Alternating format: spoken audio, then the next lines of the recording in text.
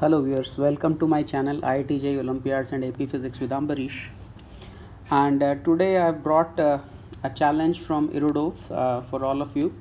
This is a problem that is very often asked by the students. Students face a lot of difficulty in this one.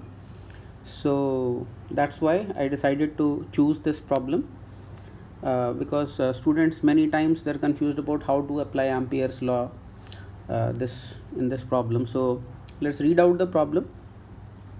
So here's the problem. A thin conducting strip of width h equal to 2 centimeter is tightly wound in the shape of a very long coil with cross section radius r. So here is the coil and it has got a cross sectional radius r. Okay, and numbers are given, but it's okay if you solve the problem in symbols. I'm not worried about numbers that much, but it is supposed to be like infinite solenoid. Okay, and there's a strip of width h which is wound on this. So what's the difference from the usual solenoid? In the usual solenoid we think that the wire has got zero thickness and we make zero thickness turns like this. Okay, but in this case, instead of a wire we have a ribbon kind of arrangement. Strip, you can call it a strip or a ribbon, which is wound, a single turned ribbon is wound on the solenoid. Okay, so to make a single layer straight solenoid, okay, single layer straight solenoid is made. A direct current of I is equal to 5 ampere flows through the strip. So 5 ampere current is flowing like this. So in every turn the current is 5 amperes like this, going distributed over the strip, right? Find the magnetic induction inside and outside the solenoid as a function of distance small r from the axis. So let's say this is the axis, and from some distance r, what's going to be the magnetic field? Now whenever Erudov uses the term magnetic induction, he actually means what we normally call as the intensity of the magnetic field. So that's what we want to find out inside the solenoid and outside the solenoid as a function of distance small r. Okay, here is just an artistic visualization of what exactly is happening. So this is not exact, I mean there's not supposed to be any spacing between the turns. So wherever the left edge of this turn finishes and this turn gets completed, suppose over here, then this for no overlap and no gap, exactly wherever this left edge is finishing, from there itself the next turn's edge should start, so that there is no gap and there is no overlap. Okay, if you want, you can try out this problem for some time, maybe 5 to 10 minutes, and then you can have a look at my analysis of the problem. Okay, I'll get into the analysis straight away. So now how is the current flowing? So current is flowing like this. Okay, it's going and then it's coming back, and then so let us unwrap a single turn to visualize the geometry of the turn.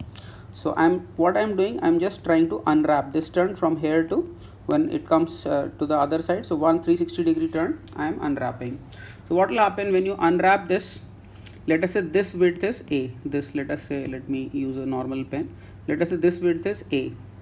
So that width is shown over here, this width is a, and then you unwrap this, you cut the ribbon from here and let it be the horizontal. Okay, the cut edge that you are seeing, let it be horizontal. You cut the ribbon from here, and then then you unwrap this and you rotate this. After cutting this, you rotate it through 360 degrees. Okay, so then if this a distance you show horizontally, then this entire strip width, this must be equal to 2 pi r, right? Because this whole circumference is 2 pi r. So that means what? If you open it and place it vertically, the vertical dimension has to be equal to 2 pi r. Okay, and this is of course then again a. Okay, and this height is 2 pi r, and let's say this angle is theta, then sine theta you can see readily from here. Sine theta is what? So this is 2 pi r, and let us say this strip width is h. This is given in the question. Okay, so sine theta is h upon 2 pi r. I hope the equation 1 is settled for everybody. Okay, and also this distance a, that will be equal to what? H sec theta. Okay, why am I finding this distance a? Because later on I'll be needing the current per unit length. Okay, so unit length of the solenoid, I mean the length along the solenoid. So that's why I need to know the width of one turn along the length of the solenoid. So width of one turn is a, right? And each turn is carrying a current I like this. Okay, when you unwrap it looks like this. Okay, so number of turns per unit length along the solenoid, this is a spelling mistake, let me correct this. So solenoid. Okay, So number of turns per unit length along the solenoid will become then 1 by A. Let's call it by small n. Why? Because one turn is equivalent to A. So A length corresponds to one turn. So what is the number of turns per unit length? So A turn for one turn A length. So just unitary method gives you that per unit length how many turns? 1 by A. Simple unitary method application. I hope this is clear to everybody. So if A is the width of one turn, the number of turns per unit length becomes simply 1 by A. Okay, I hope that's settled.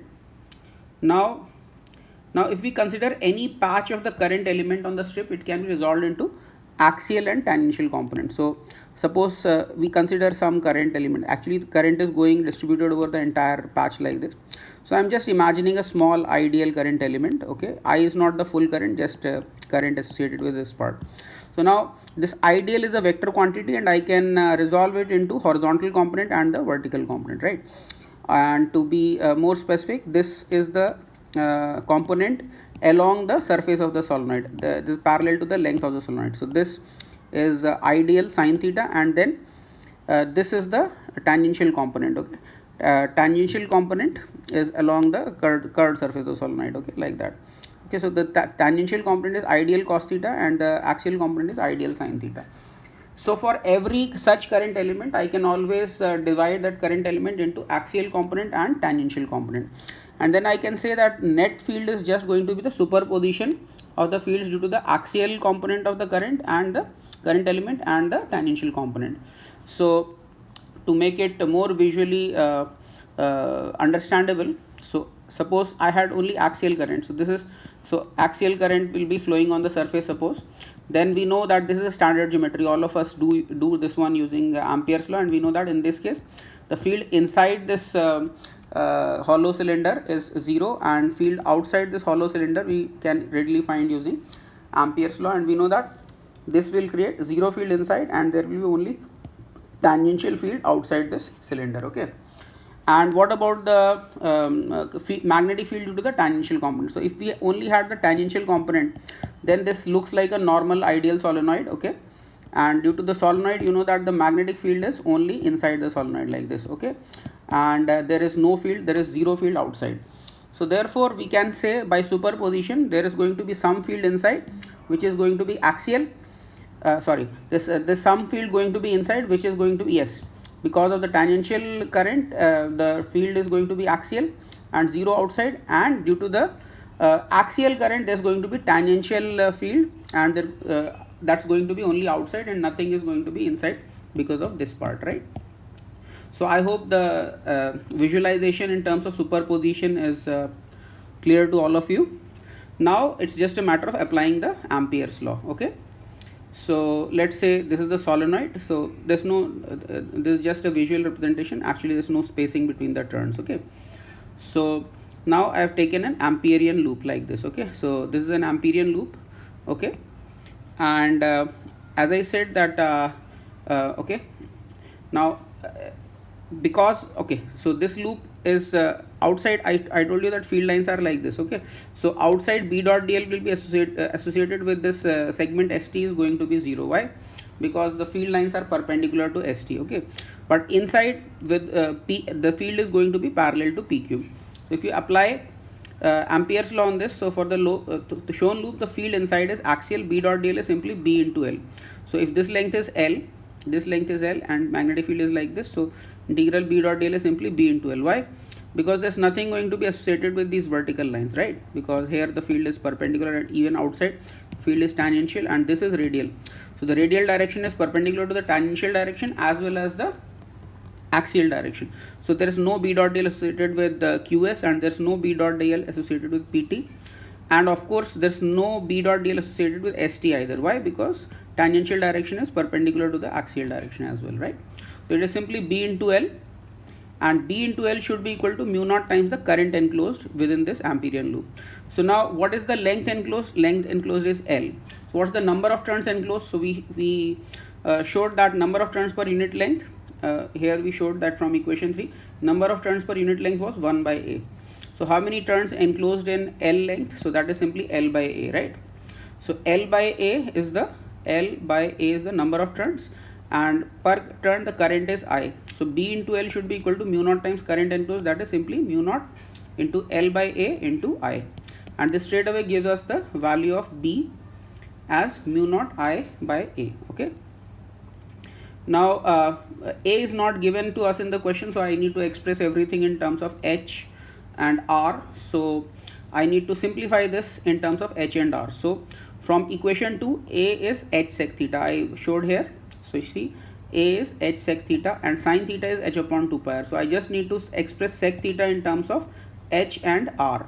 Okay, so just imagine this to be your perpendicular and this to be your hypotenuse. So then what is the height of the base? So height of the base is square root of 2 pi r square and minus h square. That's the hypotenuse, that's the base, and of course this is the hypotenuse, and the sec theta is simply what? Hypotenuse upon base. So we can readily find sec theta. That's what I have done here. See, so sec theta is 2 pi r divided by under root of 2 pi r square minus h square. Okay, so A is H sec theta, so H multiplied by this. So this is A, and then I just substitute the value of A over here and I get the magnetic field. So for inside region we get magnetic field as mu naught I by H into under root of 1 minus H upon 2 pi r squared. Okay, so I hope the inside field is clear to everybody, and now we can solve for the outside field again using Ampere's law. But this time, since the flow is tangential, magnetic field is tangential outside, so I am going to consider a tangential loop like this. Okay, Amperian loop, tangential and lying outside the ribbon solenoid. Okay, now for outside points. Okay, so what's the current piercing this Amperian surface? You see, every turn is just this current is initially to the left of this Amperian surface, and then after completing one turn this lies to the right. So that means what? All the current has crossed this Amperian surface, but it has crossed only once. Just as it crosses once, then it is on the other side. So there's no multiple crossing of this Amperian loop. So therefore current enclosed by this loop is simply I. Okay, and not any multiple of I. Why? Because once it crosses, then it doesn't come back to cross it again. Okay, from left side to right side, once it goes, then there's no second crossing, right? So now integral B dot dl is what? So this is a circular loop, so and this is the radius r, so B into 2 pi r is integral B dot dl, right? And this is equal to mu naught times I, only one I, right? No multiple crossings. Okay, and this straight away gives us B is equal to mu naught I by 2 pi r. So for r greater than capital R, it is mu naught I by 2 pi r, and r less than r, it is this. And this is in which direction? Inside it is, this is axial. Okay, and this one is tangential. Okay, so that's our final answers. We have got both the answers, and I hope you understood my analysis clearly. And if you did learn something from my video, please do give it a thumbs up, and please share this video as much as possible with your friends who are preparing for IIT JEE or Olympiads or similar examinations. And if you have not already subscribed to my channel, please do subscribe to my channel. Thanks a lot for watching this video. Please do keep coming for more awesome stuff on my channel, and help me grow this channel through your support. God bless you all. Thank you.